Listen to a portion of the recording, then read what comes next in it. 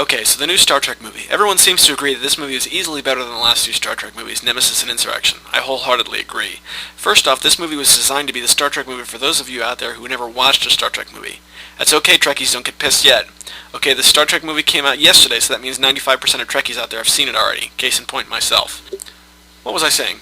Right, the new film had the task of packaging the movie for today's big-budget Hollywood movie audience, but still reaching out and high-fiving the Cheeto dust-covered fingers of the Nordcore Trekkie fans, myself included. Cheetos are good. It does a great job of doing this. All the subtle references are there, and it doesn't matter if you've never seen any of the earlier films or shows, but if you have, you get awarded with certain segments of the movie which stem from certain segments of older movies. I call these scenes Trekkie treats. Call them this because if you grew up watching Billy Bob Shatner surfing the stars in the original series, you eat 'em up like your life depended on it.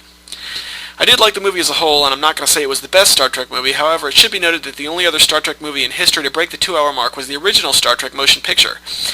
This movie once again hit 2 hours, and if I didn't already know that going to the theater, I never would have known. It was paced rather well, and boredom never set in.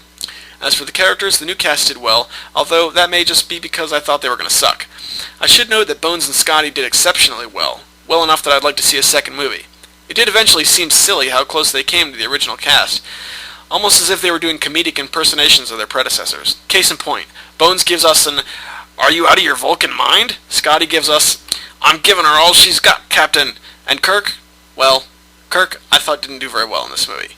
He's a pretty boy now, the kind of movie hero 13-year-old girls put up in their lockers. Only no 13-year-old girl will ever put up a poster of Captain Kirk. Anywhere. The memoirs of a Cheeto finger-licking Trekkie.